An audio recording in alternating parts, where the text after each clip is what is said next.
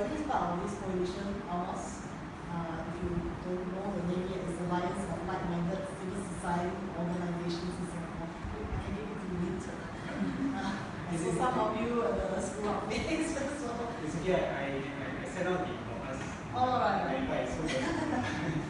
So basically, to recap, a few of us went in December, which was last month, to make a speech to the missions based in Geneva.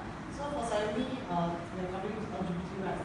The areas that we make a speech on is criminalization of consensual sex between men, Section 377A of the Penal Code, the right to freedom of expression pertaining to media censorship, which disallow neutral or positive portrayal of LGBTQ persons, the right to freedom of association to allow the legal registration of LGBTQ organizations as a society or non-profit organizations, the right to family life for LGBT persons, the rights of transgender people, and workplace discrimination.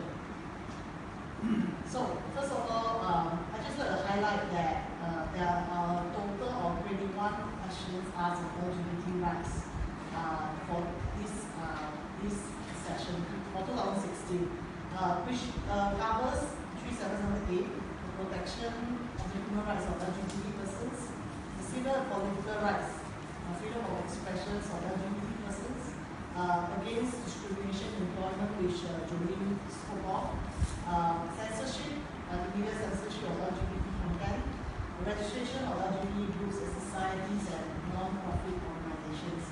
So this is a huge increase of questions since 2011. So 2011 we had 5 questions, and 2016 we had 21 questions.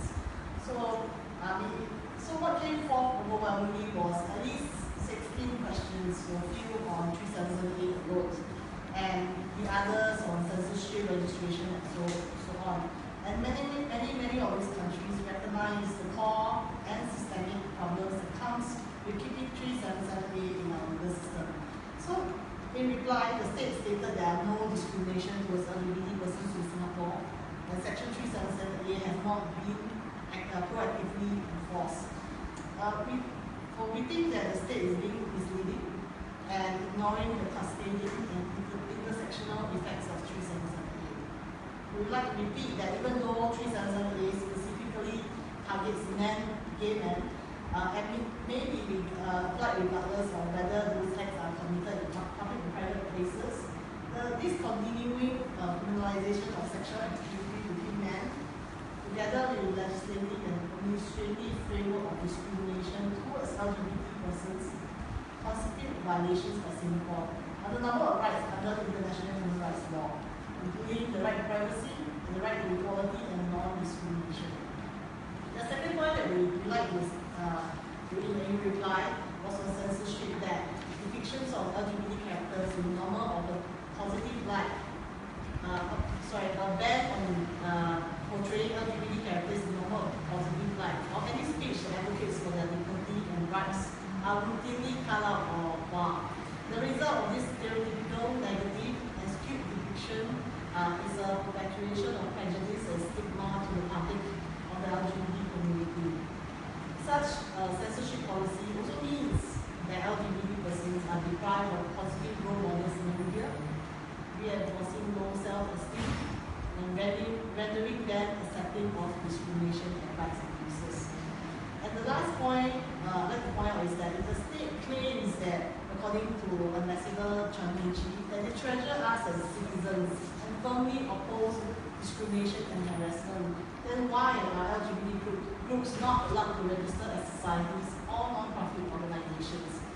If so, neither has the government shown a willingness to address the daily discrimination and violence of gay persons, which are often perpetuated and justified by state policies. What we have instead is a vicious cycle of pretense that by letting gays and fans in bars meet in morning parks, but at the end of the day, it's our fundamental right to be human, to be treated as equal citizens, and to live realities of oppression in our lives. So, and also